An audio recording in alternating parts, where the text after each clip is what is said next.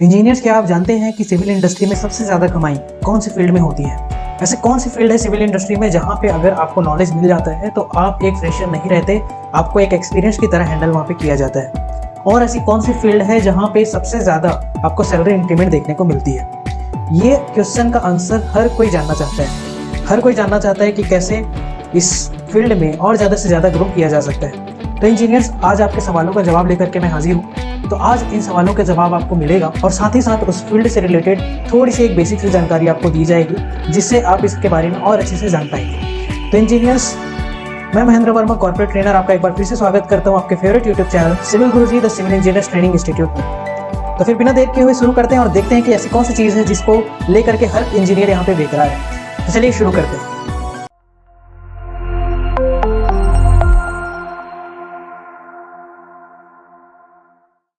तो इंजीनियर, ऐसी कौन सी चीज़ है जिसको लेकर के सबसे ज़्यादा हाई डिमांड सिविल इंडस्ट्री में देखी जाती है?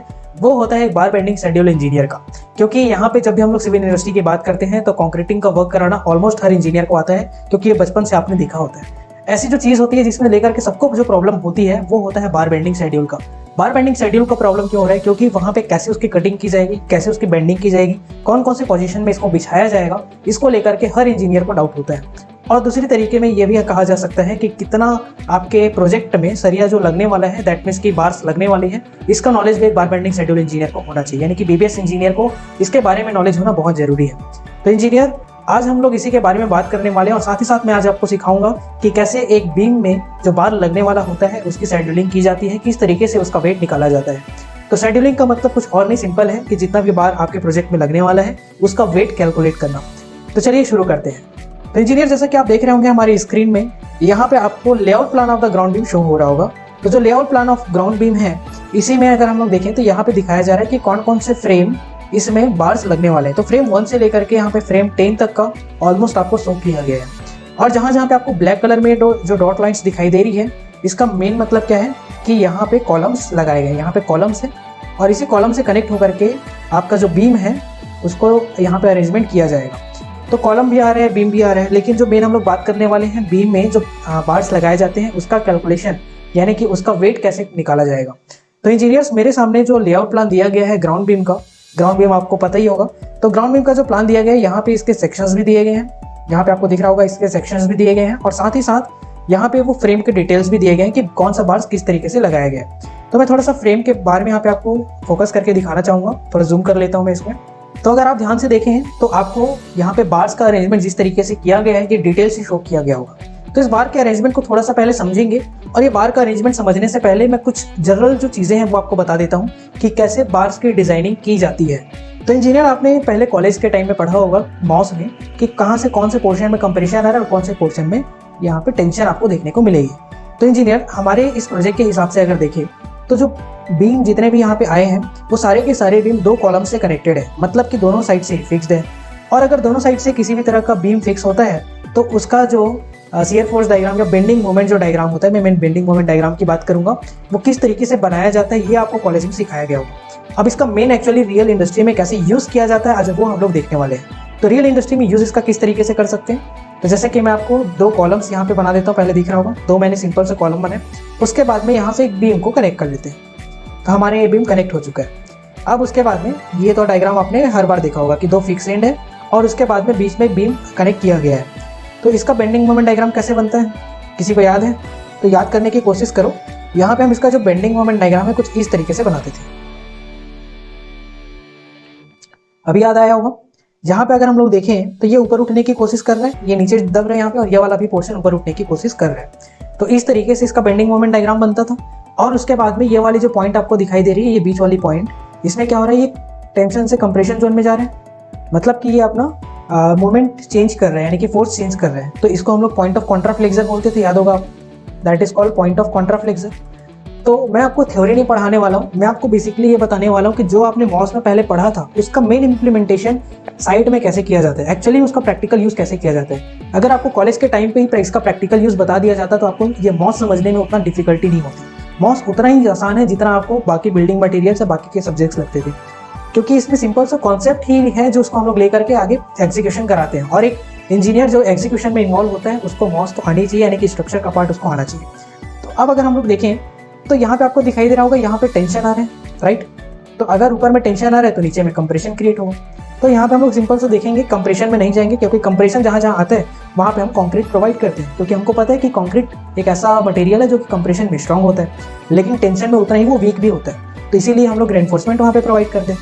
तो जैसा अगर हम लोग देखें तो यहाँ पे भी टेंशन आ रहा है, राइट, यहाँ पे भी टेंशन आ रहा है। तो 3 ऐसे अलग अलग पोर्शन है जहाँ पे टेंशन आ रहे हैं। तो जहाँ जहाँ पे टेंशन क्रिएट होगा वहाँ पे हम बार प्रोवाइड करेंगे। ये सिंपल सा आपको फंडा दिमाग में डाल लेना है कि जहाँ टेंशन क्रिएट होगा वहाँ पे हम लोग क्या करेंगे, बार प्रोवाइड करेंगे। तो देखो गाइस, अगर मुझे बार प्रोवाइड करना है तो कैसे किया जा सकता है। तो इसके लिए मैं सिंपल सा ले लेता हूँ। यहाँ पे देखो, एक बार यहाँ आ जाएगी, राइट, एक बार यहाँ आ जाएगी और एक यहाँ आ जाएगी। अब ये टेंशन में स्ट्रॉन्ग यहाँ पे हो सकता है कि भाई ये मुड़ेगा नहीं उस जगह से, लेकिन जरा आप सोचो कि इसको आपस में कनेक्ट करके भी रखना है। तो पहले कैसे इसको कनेक्ट किया जाता था? तो पहले इसका जो कनेक्शन होता था कुछ इस तरीके से होता था, यहाँ पे डायरेक्टली नीचे ऊपर भी लेके गए और ये नीचे भी लेके गए। लेकिन जरा आप ध्यान दीजिए, ऊपर में भी बार हम लोग लेके जा रहे हैं, नीचे में भी बार हम लोग लेके जा रहे हैं। तो इसमें जो मेन क्या होता है ना, ये वाला जो पोर्शन आपको दिखाई दे रहा है, ये वाला पोर्शन, और यहाँ पे नीचे में अगर मैं बोलूँ तो ये वाला पोर्शन एक और ये वाला पोर्शन, जो जो किस में आ रहा है, कंप्रेशन में आ रहा है, राइट। तो ये जो तीनों पोर्शन कंप्रेशन में आ रहा है, यहाँ पे उस बार का कोई यूज है ही नहीं, क्योंकि वो टेंशन में पार्टिसिपेट करेगा ही नहीं। तो टेंशन में अगर पार्टिसिपेट नहीं करेगा तो बार का बिल्कुल भी यूज नहीं है, ये बिल्कुल भी इकोनॉमिकल नहीं होगा। आप सिंपल सा कस्टमर का खर्चा ही बढ़ाओगे अगर आप यहाँ पे रेनफोर्समेंट देते हो।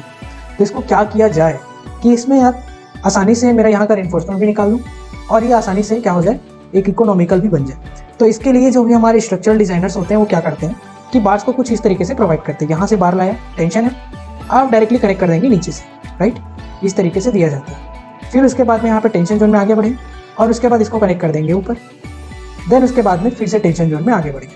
अब आपको समझ में आ रहा होगा। अगर मैं इसको थोड़ा सा साफ दिखाना चाहूँ आपको, अब आपको ये नजर आएगा, जहाँ जहाँ पे कंप्रेशन आ रहा है मैं वो पोर्शन मिटा दे रहा हूँ।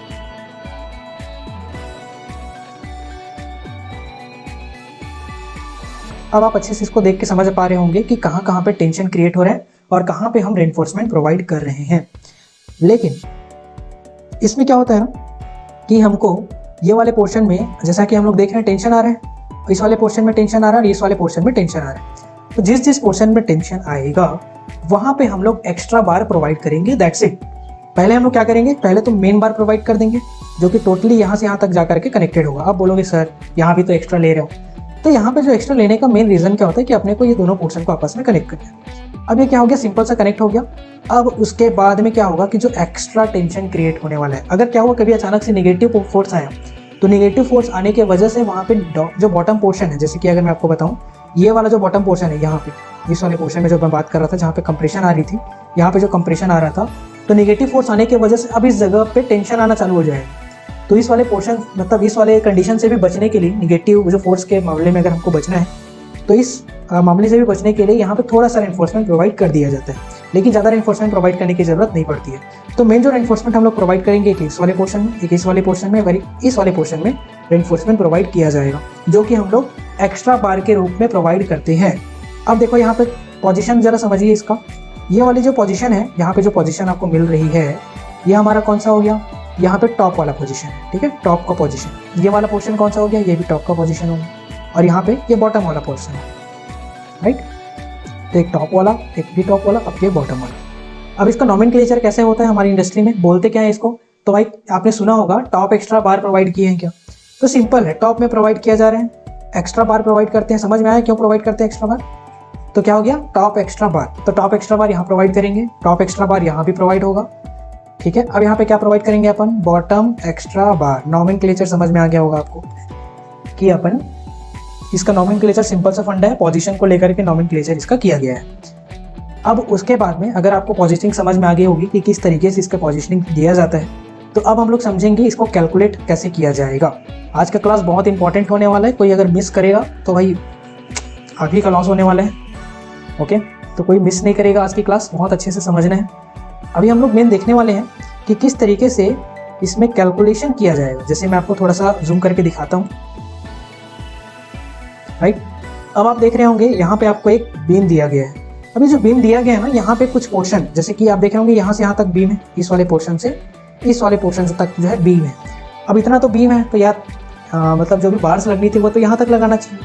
आपने देखा होगा कभी कभी यहाँ तक बार्स लगा देते हैं, यहाँ तक थोड़ा सा ज्वाइन कर देते हैं और इधर भी क्या करते हैं अपन, थोड़ा थोड़ा यहाँ पे डाल देते हैं और उसके बाद में ये पूरा का पूरा रेनफोर्समेंट दिया जाता है, जो कि एक गलत प्रैक्टिस है। गलत प्रैक्टिस क्या है, क्योंकि आप जो हुक दे रहे हो ना, यहाँ पे इसको हम लोग हुक लेंथ बोलते हैं, राइट। जो आप ये हुक लेंथ प्रोवाइड करते हो वो सफिशिएंट नहीं होता है। अगर अचानक से कभी इन फ्यूचर कोई एक्स्ट्रा लोड आया आपके बीम में तो ये फेल हो जाएगा जो बीम है, ओके। और जैसे ही फेल होगा तो डायरेक्टली यहाँ से कोलैप्स होने के चांसेस बढ़ जाते हैं, यहाँ से कोलैप्स हो गई, ओके।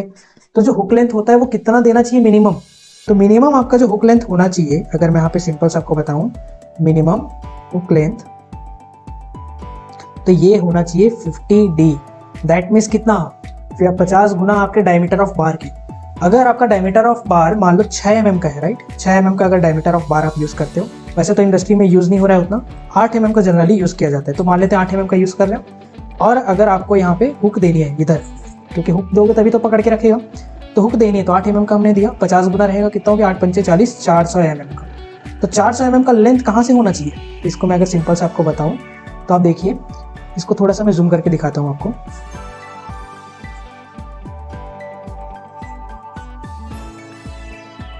राइट, अब देखिए इस वाले पोर्शन से यहाँ पे ये इंड है ना, तो ये इंड से लेकर के हम लोग अगर चलना चालू करें, कलर चेंज कर देता हूँ, इस वाले इंड से अगर मैं चलना चालू करूँ तो यहाँ से जा करके एक बार मुझे बेंड करनी होगी।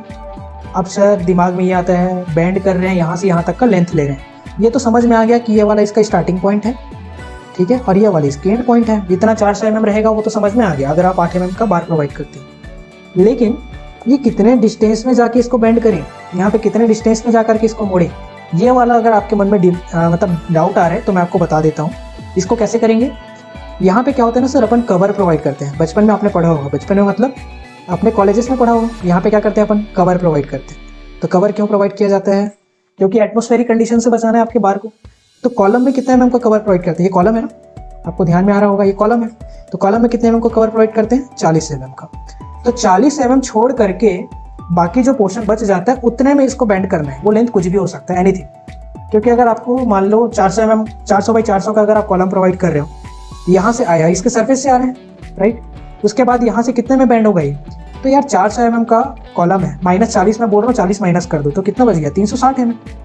तो 360 mm तक जाएगा स्टार्टिंग पॉइंट से यहाँ पे, फिर उसके बाद में बाकी जो पोर्शन बच जाता है उसको बेंड कर दोगे, राइट, समझ में आ गया। अब ये 8 mm बार के हिसाब से बताया, लेकिन जनरली आप देखेंगे तो बीम में 8 mm का बार प्रोवाइड नहीं करते हैं, बीम में प्रोवाइड किया जाता है ऑलमोस्ट 10 mm का बार, मिनिमम कम से कम इतना प्रोवाइड करोगे, नहीं तो 12 mm का बार प्रोवाइड करो, ठीक है, 12 mm इज बेस्ट। तो 12 mm का आप बार प्रोवाइड कर रहे हो तो 12 इंटू 50D यानी कि 50, ये कितना हो जाता है, 600 mm। तो 600 mm का लेंथ यहाँ पे सफिशिएंट हो जाता है हुक प्रोवाइड करने के लिए, और आपका बार का भी सफिशिएंट हो गया अगर आपने 12 mm का बार यहाँ पे प्रोवाइड किया। इतना समझ में आ गया सभी को, इतना अगर समझ में आ गया होगा तो अब मैं कैलकुलेशन के पार्ट में इंटर करने वाला हूँ। अब हम लोग समझेंगे कि कैसे इसका कैलकुलेशन किया जाता है, किस तरीके से हम लोग इसका वेट निकालेंगे कि इस पूरे बीम में, इस एक बीम में कितना बार लगने वाला है। अब उसके बाद चलते हैं वापस। ओके गाइस, तो आपको समझ में आ गया होगा जो मैंने क्राइटेरियाज बताए, थोड़ा सा एक एग्जांपल दिया मैंने बेसिक आपको। अब मैं आपको बताने वाला हूँ कि यहाँ पे जो भी आपका बार का लेंथ तो समझ में आ गया है। अभी अब हम लोग मेन क्या करेंगे, कुछ क्राइटेरियाज, कुछ फंडामेंटल्स जो आपके कॉन्सेप्ट को और अच्छा क्लियर करेगा कि यार एक्चुअली में कहाँ पे हमको बेंड रिडक्शन करना है और कहाँ पे हमको हुक की लेंथ को बढ़ाना है, ठीक है। तो सिंपल सा फंडा मैं बता देता हूँ। देखो जैसे क्या होगा, आपका ये जो बार है यहाँ पे बेंड होगा, तो जब भी हम लोग किसी चीज़ को मोड़ते हैं, मान लो जैसे मेरा आप यहाँ पे पेन देख रहे हो, इस पेन को अगर मैं बेंड करता हूँ, मोड़ता हूँ, तो ये तो प्लास्टिक के टूट जाएगा। लेकिन जो यहाँ पे बेंड हो सकता है जिसमें इलास्टिसिटी हो, तो बेंड होगा डेफिनेटली। अब बेंड होगा तो ऊपर के पोर्शन में टेंशन क्रिएट होता है, जिसके वजह से लेंथ बढ़ता है। तो गाइस हम लोग ऊपर वाले पोर्शन को ले रहे हैं, आउटर वाले पोर्शन को, ओके। तो क्या हो रहा है, यहाँ पे लेंथ बढ़ रहा है। तो लेंथ बढ़ रहा है, इसका मतलब क्या होगा, मान लो आपने 100 mm लेंथ का बार लिया है, उसमें कुछ लेंथ बढ़ गया होगा 20 mm का। अब मोड़ने के बाद में आपको जो बार मिलेगी वो 120 mm लेंथ की मिलेगी। क्यों मिल रहा है ऐसा, क्योंकि आपने इसको बेंड किया तो लेंथ बढ़ गया उस बार का। कितने का हो गया, 100 mm बार 120 mm का। तो गाइस जरा सोचो, जब भी आप इंडस्ट्री में जाओगे तो वहाँ पे अगर आपको 100 mm का ही लेंथ अगर आपको चाहिए और आपने 100 mm का लेकर के उसको मोड़ दिया तो 120 mm चला गया। तो क्यों ना ऐसा किया जाए कि पहले ही बार की लेंथ को थोड़ा कम ले लेते हैं, जिससे कि अगर हम इसको जब बेंड करेंगे तो बेंड करने के बाद में वो एग्जैक्टली उसी लेंथ का हमको मिल जाए जितना हमको चाहिए। तो उससे क्या हो जाएगा, हमारा जो बार है वो बचने लगेगा, मतलब कि हमारी जो कॉस्टिंग है वो कम हो जाएगी। समझ में आ रहा है आपको। तो अगर आपको ऐसा करना है तो आपको क्या करना पड़ेगा, यहाँ पे जो भी बैंड आप कर रहे हो, तो इस बैंड के वजह से जितना लेंथ बढ़ने वाला है राइट। इस बैंड की वजह से जितना लेंथ बढ़ने वाला है इसका कर दो रिडक्शन, पहले से माइनस कर दो, तो क्या हो जाएगा कि जब भी आप उसको बैंड करोगे तो उतना ही लेंथ मिलेगा जितनी आपको नीड है। तो गाइस जितने जगह पे बैंड आएगा उतने बार हम लोग कर देंगे उसका रिडक्शन। ओके, अब उसके बाद कितना कितना रिडक्शन किया जाता है सर? तो अगर आपका 45 डिग्री का बैंड करते हो तो 1D का डिडक्शन होता है। 1D क्या होता है? एक गुना है डायमीटर ऑफ बार के, कैपिटल डी, यहाँ पे मैं लिख देता हूँ capital D is the diameter of R. Okay, जो भी डायमीटर ऑफ मतलब जो भी बार आप ले रहे हो उसका डायमीटर है। अब उसके बाद में क्या है, 90 डिग्री बैंड करोगे। 90 डिग्री बैंड करो, ज़्यादा हो रहा है बैंड मतलब ज़्यादा लेंथ बढ़ेगा, तो कितना बढ़ेगा? 2 गुना बढ़ता है, राइट। फिर उसके बाद 135 डिग्री ऑफ बैंड अगर आप करते हो तो 3D हो जाता है, 3 गुना बढ़ता है। और अगर आप 180 डिग्री बैंड करते हो किसी भी बार को तो 4 गुना बढ़ता है उसके डायमीटर ऑफ बार से। समझ में आ रहा है क्या कितना बढ़ रहा है? तो जितना बढ़ेगा उतना हमको माइनस कर देना है कैलकुलेशन के दौरान। ओके, इतना क्राइटेरिया समझ में आ गया? ओके, तो गाइस ड्राइंग्स को अगर आपको रीड करना है तो जैसे आपको दिखाई दे रहा होगा, यहाँ पे देखते हैं, समझते हैं थोड़ा।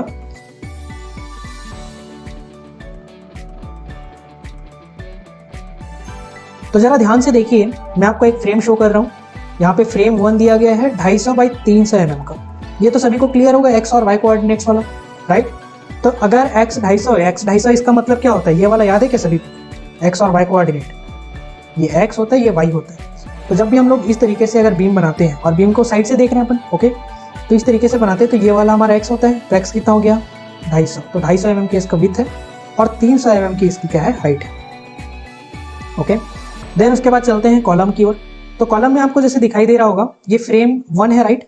तो फ्रेम 1 में यहाँ पे 2 कॉलम है, ये एक कॉलम दिया गया है और यहाँ पे एक कॉलम गया है। अभी उसका साइज हमको यहाँ पे नहीं पता है, उसके लिए हमको फ्रेम में जाके देखना पड़ेगा। ओके, तो ये स्टार्ट करने से पहले मैं आपको फ्रेम का ओरिएंटेशन ही बता देता हूँ। तो चलिए एक बार देख लेते हैं। तो जैसा आप अगर दिखाई दे रहा होगा आपको यहाँ पे फ्रेम का ओरिएंटेशन, तो ध्यान से अगर समझेंगे तो ये फ्रेम 1 है, राइट। ये वाला क्या है? फ्रेम 1 है, आपको शो हो रहा होगा। तो इस साइड में वो इंडिकेट कर रहा है, इसका मतलब क्या है कि फ्रेम 1 को हम लोग इस साइड से देखेंगे, राइट।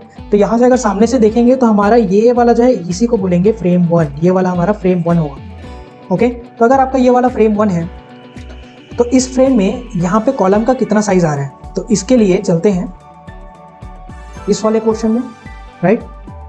ये हमको क्या दिखा रहा है? ये सेक्शन शो कर रहा है, ये तो बीम का सेक्शन है। इसके लिए हमारा एक और ड्राइंग था, तो एक और जो ड्राइंग है उसमें कॉलम का साइज दिया हुआ है। तो जो कॉलम का साइज है मैं आपको बता देता हूँ। कॉलम का साइज ये दिया गया है 250 बाई 400 का। समझ में आ रहा है आपको? 250 बाई 400 का कॉलम का साइज है। तो यहाँ आते हैं, वापस देखते हैं इसको, मैं जूम करके दिखा देता हूँ। तो यहाँ पे एक पोर्शन है जो कि बीम का इसमें ओवरलैप कर रहा है। कौन सा पोर्शन ओवरलैप कर रहा है? तो गाइस जरा ध्यान से आप देखिए और समझिए। तो यहाँ पे आपको दिख रहा होगा कि ये वाली जो बीम है, ये बीम है, राइट। तो ये वाली जो बीम है वो इतने पोर्शन को बस ओवरलैप कर रहा है। तो गाइस आप सिंपल सा सोच सकते हो कि एक तो 250 वाले पोर्शन को ओवरलैप करेगा या तो फिर 400 वाले पोर्शन को ओवरलैप करेगा। तो ये क्या कर रहा है कि ये जो 400 वाला पोर्शन है उतने में से इस वाले पोर्शन को बस ओवरलैप कर रहे हैं। तो ये कितना पोर्शन ओवरलैप करेगा? जितना बीम की विड्थ होगी। बीम की विड्थ कितना है? 250। तो 250 वाले पोर्शन को ये ओवरलैप कर रहा है। और अगर मैं इस वाले साइड से भी बताना चाहूँ आपको, यहाँ से भी अगर मैं बताना चाहूँ तो ये कितना ओवरलैप करेगा? तो कॉलम का एक याद है आपको 250 था, 400 वाला पोर्शन तो ओवरलैप नहीं कर रहे हैं, तो ये 250 आ जाएगा। ओके, उसके बाद इस वाले पोर्शन में भी देखो सेम केस है, 250 यहाँ से भी ओवरलैप कर रहा है और यहाँ से भी आपका 250 ही ओवरलैप कर रहा है। समझ में आया क्या इतना? ओके, अब उसके बाद देखते हैं। तो ओवरलैपिंग तो समझ में आ गई होगी कि ओवरलैपिंग कैसे निकालते हैं। तो यहाँ पे समझ में आ गया कि यहाँ से यहाँ तक का जो डिस्टेंस है ये 250 mm का दिया गया है। ओके, अब उसके बाद नेक्स्ट चलते हैं। अगर मुझे बार्स निकालनी है तो बार्स निकालने के लिए यहाँ पे आपको 1-1 क्रॉस सेक्शन दिख रहा होगा, यहाँ पे 1-1 क्रॉस सेक्शन। इस वाले पोर्शन में ध्यान से अगर देखें, यहाँ पे भी आपको 1-1 क्रॉस सेक्शन दिख रहे हैं, राइट। तो ये जो 1-1 क्रॉस सेक्शन है वही बताएगा कि यहाँ पे बार्स का अरेंजमेंट किस तरीके से किया गया है। और उसके साथ ही साथ अगर आप देखें तो यहाँ पे ये इंडिकेट कर रहा है कि 5 बार्स लगे हुए हैं, 5 तो बार लगा है। कितने mm डायमीटर का? तो ये 12 mm डायमीटर का बार शो करता है। और हैश का मतलब होता है डिफॉर्म्ड बार। ओके, नोट कर लेंगे इसको। हैश का मतलब क्या होता है? डिफॉर्म्ड बार। ओके, और डिफॉर्म बार है, ठीक है। तो ये 3 ऊपर है 2 नीचे है। 3 ऊपर 2 नीचे का मतलब क्या? इसी पोजीशन में ही 3 ऊपर 2 नीचे है, यहाँ की बात नहीं कर रहे हैं वो इसी पोजीशन में ही 3 ऊपर और 2 नीचे की बात कर रहे हैं। समझ में आया क्या अपन कैसे ड्राइंग पढ़ रहे हैं? एक बार फिर से देखते हैं इसको। अगर यहाँ पे देखें तो ये 1-1 क्रॉस सेक्शन है। 1-1 क्रॉस सेक्शन कैसे दिख रहा है उसको मैं दिखाऊंगा अभी आपको। और उसके साथ ही देखें तो ये बता रहे हैं कि 5 ठो बार है, कितने एमएम डायमीटर का, 12 एमएम डायमीटर। कौन सा बार है? डिफॉर्म बार है गाइस, प्लेन बार नहीं है। अरेंजमेंट कैसे किया गया है उसका? तो 3+2 का अरेंजमेंट है। 3+2 कैसे होता है? Up and down, right. तो 3 बार ऊपर है और 2 बार नीचे है, लेकिन ये टॉप में इंडिकेट कर रहे हैं ना, तो टॉप में इंडिकेट कर रहा है, इसका मतलब इसी जगह पे ही 5 बार लगा होगा, इसी जगह पे ही 5 बार की वो बात कर रहा है, 3 बार नहीं। समझ में आया? अब इस क्रॉस सेक्शन से हमको समझ में आ जाएगा, इसका डिटेल्स पता चल जाएगा कि इसका अरेंजमेंट कैसा है। तो चलते हैं, यहाँ पे आपको क्रॉस सेक्शन दिख रहा था 1-1 का, तो यहाँ आते हैं क्रॉस सेक्शन 1-1। इसको मैं थोड़ा और जूम कर लेता हूँ, और इसको अगर हम लोग ध्यान से देखें तो आपको पता चलेगा, एक बार, दूसरा बार है और ये तीसरा बार है, 3 बार ऊपर, मैंने बोला था 3 बार ऊपर है अब, और 2 बार नीचे है। देखो यहाँ पे 1 और 1, 2 बार यहाँ पे डाउन में प्रोवाइड किया गया है। तो अगर 3 बार ऊपर है, 2 बार नीचे है, तो बीच में एक और बार प्रोवाइड किया गया। आपको इस दिखा देता हूँ, ये दिख रहा होगा, बीच में एक ऐसा बार प्रोवाइड किया गया, इसको स्पेसर बार बोलते हैं। स्पेसर बार क्यों? यहाँ पे जो आपका अप वाला बार है और जो डाउन वाला बार है, उन दोनों के बीच में स्पेसिंग क्रिएट करने के लिए। स्पेसिंग क्यों क्रिएट करते हैं? क्योंकि एग्रीगेट जब आप डालोगे बीम में तो उसको जाने के लिए जगह भी चाहिए। कितना कम से कम स्पेसिंग रखा जाता है? तो 25 mm का स्पेसिंग रखते हैं। क्यों रखते हैं? क्योंकि आपका IS कोड स्पेसिफाई करता है कि आपका 20 mm साइज का अगर आप एग्रीगेट यूज़ कर रहे हो, तो उसके बीच में जो बार्स लगाएंगे उसके बीच का जो स्पेसिंग है, वो जिस भी साइज़ का आप एग्रीगेट यूज़ करो और प्लस 5 mm आपको एक्स्ट्रा लेकर के चलना पड़ेगा, तभी जो एग्रीगेट है वो वहाँ पे जा पाएगा। समझ में आ रहा है क्या? पोजिशनिंग आपको समझ में आ गई होगी कि 3 बार ऊपर, 2 बार नीचे, 5 बार प्रोवाइड किया गया 12 mm डायमीटर का डिफॉर्म्ड बार। ओके, उसके बाद में फिर चलते हैं, देखो इसका अरेंजमेंट कैसे शो किया गया है। 3 बार यहाँ पे नीचे भी प्रोवाइड किया गया है, दिख रहा है क्या आपको? 3 बार प्रोवाइड किया गया है 12 mm डायमीटर का। ऊपर नीचे डिफाइन नहीं किया, इसका मतलब एक्स्ट्रा बार है ही नहीं। यहाँ पे ऊपर नीचे डिफाइन किया ना, इसका मतलब इसमें से कोई जो 2 बार है या 3 बार है, इसमें से एक्स्ट्रा बार निकलेगा ही निकलेगा। अभी एक्स्ट्रा बार कितना है वो अभी हम लोग जब क्रॉस सेक्शन देखेंगे तो समझ में आ जाएगा। तो चलते हैं वापस, तो गाइस यहाँ देखेंगे। ओके, अब उसके बाद में जरा आप ध्यान देंगे तो समझ में आएगा कि यहाँ पे 5 बार 12 mm डायमीटर का 3+2 शो किया गया। उसके बाद थोड़ा सा और आगे चलते हैं, आप देख रहे होंगे एक सर्टेन डिस्टेंस में आने के बाद में बार खत्म हो गया। तो कितना बार खत्म हो गया यहाँ पे, उसके लिए हमको ये क्रॉस सेक्शन देखना पड़ेगा। जब हम लोग 2-2 क्रॉस सेक्शन को देखेंगे तो पता चलेगा कि आगे जो बार है वो कितने बार और आगे चले गए और बाकी बीच में ये बार रुक गया। तो कितने डिस्टेंस में रुक रहा है ये जो बार है, आप देख रहे होंगे 1250 mm के डिस्टेंस में रुक रहा है। कहाँ से स्टार्ट हुआ? यहाँ से स्टार्ट हुआ ये। अब यहाँ से कैसे, देखो ये वाला जो पोर्शन है, इससे यहाँ तक का डिस्टेंस, इसको हम लोग क्या बोलते हैं? याद आ रहा है क्या? थोड़ी देर पहले बताया था मैंने, याद करो, हुक लेंथ। याद आया कुछ? हुक लेंथ इसको बोलते हैं। तो यहाँ से यहाँ तक का जो डिस्टेंस है ये हुक लेंथ है। और उसके बाद में हुक लेंथ में क्या है, ये देखो कॉलम का हाफ पोर्शन भी इसमें शामिल है, हाफ पोर्शन को भी शामिल कर लिया गया है, राइट। तो कॉलम का हाफ पोर्शन भी शामिल है यहाँ पे इस 1250 में। ओके, तो जो 1250 है वहाँ पे कॉलम का हाफ पोर्शन है। हमारा ये वाला पोर्शन कितना था? 250 था। तो कॉलम का हाफ पोर्शन कितना हो जाएगा? 125 mm। समझ में आया? तो 125 mm अगर यहाँ पे आ रहा है तो इसका मतलब 1250 में अगर हम क्या कर सकते हैं, 125 माइनस कर सकते हैं, मतलब 1200 नहीं होगा, ये 1125 mm इतना ही बचेगा इस वाला डिस्टेंस में। तो इतने डिस्टेंस में क्या आ रहे हैं, ये वाली जो हमारी बार है वो ट्रैवल कर रही है। सारे के सारे बार, जितने भी हमने 5 बार देखे थे, नीचे में जो 3 बार देखे थे, ये सारे के सारे बार इस वाले डिस्टेंस तक ट्रैवल कर रहे हैं। उसके बाद में फिर कितने बार और आगे कंटिन्यू गए, इसको अगर हमको देखना है तो यहाँ देखना पड़ेगा। देखो क्रॉस सेक्शन नंबर 2 में आ जाते हैं। तो यहाँ गाइस आपको दिखाई दे रहा होगा 2 बार 12 mm डायमीटर का आगे कंटिन्यू हुआ है, राइट। जरा ध्यान से देखो, कंपेयर करके दिखाता हूँ। यहाँ समझ में आ रहा है क्या? यहाँ से अब ये 2 बार कौन सा कंटिन्यू हो रहा है, ये कॉर्नर वाले बार, ये वाले बार यहाँ पे एक कॉर्नर में है और यहाँ पे एक कॉर्नर में है, राइट। तो ये जो दोनों बार है यही आगे कंटिन्यू हुआ और बाकी जो बार है वो एक पर्टिकुलर जो मैंने आपको डिस्टेंस बताया वहाँ पे आके ख़त्म हो गया। नीचे भी सेम है क्या? अभी देखो नीचे में अभी भी सेम है, यहाँ पे नीचे में भी अभी भी सेम है। इसका मतलब जो नीचे वाला जो पोर्शन है ये अभी भी कंटिन्यू जा रहा है। तो अगर ये तीनों पोर्शन कंटिन्यू जा रहे हैं, इसका मतलब ये मेन बार है, कंटिन्यू ही चलेगा। और यहाँ पे जो है 2 जो बार कंटिन्यू जा रहा है, इसको हम लोग बोलेंगे ये भी हमारा क्या हो गया, मेन बार है जो कंटिन्यू जा रहा है। तो मेन बार किसको बोलते हैं, समझ में आया क्या? जो पूरा दोनों फिक्स एंड तक, यानी कि इस वाला एंड से लेकर के इस वाले एंड तक कंटिन्यूएशन में चलता है, दोनों एंड तक जाता है, उसको हम लोग बोलते हैं मेन बार। और एक्स्ट्रा बार या डिस्ट्रीब्यूशन बार हम लोग किसको बोलेंगे? तो यहाँ पे गाइस देखो, इसमें से 2 ही बार गया था ऊपर, मतलब जो सिर्फ दोनों कॉर्नर वाले बार गए थे, और बाकी जो बीच वाला जो बार था, यानी कि कौन कौन सा बार, यहाँ पे एक बीच में था और इधर दोनों साइड में एक था। तो ये जो बार है ये हमारा कौन सा हो गया, एक्स्ट्रा बार। समझ में आया क्या? तो ये हमारे एक्स्ट्रा बार है, और जो बाकी जो दोनों बार गए हैं ये हमारे कौन से बार हैं, मेन बार है। Right guys? तो अब आपको समझ में आ चुका होगा कि मेन बार कौन सा है, एक्स्ट्रा बार कौन सा है, और यहाँ पे जो 2 बार है ये भी हमारा मेन बार है, तीनों जो बार है ये भी हमारा मेन बार है। उसके बाद में फिर चलते हैं राइट साइड में। राइट साइड में दिख रहा है फिर से वही 1250 mm दिया गया है। अभी जो 1250 mm दिया गया है इसमें आप देख रहे होंगे 5 बार यूज़ हुआ है। राइट, यहाँ पे 5 बार यूज़ किया गया है, सेम एज इट इज़ है। 12 mm डायमीटर का डिफॉर्म बार 3+2 के अरेंजमेंट में। 3+2 का अरेंजमेंट कैसा था, 3 ऊपर 2 नीचे, बीच में स्पेसर बार। समझ में आ गया? और बॉटम में कैसे हो जाएगा, 3 बार जो आपने अभी देखा था क्रॉस सेक्शन में, और उसके बाद यहाँ पे आकर के फिर इधर hook length same to same provide करेंगे। कॉन्सेप्ट समझ में आ गया होगा आपको कि कैसे कैसे इसको रीड किया जाएगा। अगर रीड करना आपको समझ में आ गया है तो इसका जो नेक्स्ट पोर्शन है वो हम लोग अगले वीडियो में देखेंगे और अच्छे से समझेंगे कि कैसे इसका कैलकुलेशन किया जाता है। ओके गाइस, तो मैं आपको थोड़ा सा इसमें दिखाना चाहूँगा, आपको अगर दिख रहा होगा तो यहाँ पे A to Z फ्रेम्स तैयार किए गए हैं। तो यहाँ पे जितने भी फ्रेम्स तैयार किए गए हैं, फ्रेम्स आपको जो भी यहाँ पे दिखाया गया है, इसमें अगर आप देखेंगे तो समझेंगे कि अभी अब जो हमने सॉल्व किया वो सिर्फ और सिर्फ 2 कॉलम यहाँ पे बीच में आ रही थी। 2 कॉलम आया बीच में, ये वाला पोर्शन आया था, तो 1 कॉलम ये आया और 1 कॉलम यहाँ पे आया। राइट, तो 2 कॉलम आया था। लेकिन क्या हो ऐसा केस आ जाए कि बीच में कई सारे कॉलम्स आ जाए, तो हमारा जो वैसे भी बार आपको मार्केट में मिलता है 40 फीट का मिलता है, 12 मीटर का। तो क्या हो अगर ऐसा हो जाए कि भाई ये जो डिस्टेंस है वो 12 मीटर से ज़्यादा का हो जाए, तो क्या एक ही बार दौड़ा पाएंगे? बिल्कुल नहीं। तो उस केस में ओवरलैपिंग होगा। कौन से पोजीशन में ओवरलैपिंग दिया जाता है ये भी जानना काफ़ी इंपॉर्टेंट है। तो पहला केस कि क्या हो कि सिर्फ 2 बार है, मतलब सिर्फ 2 कॉलम आ जाए। क्या हो कि यहाँ पे कई सारे कॉलम एक ही बीम में आ जाए। आप देख रहे होंगे यहाँ पे एक ही बीम गया है, और ये जो एक ही बीम गया है उसमें कई सारे कॉलम्स आ गए।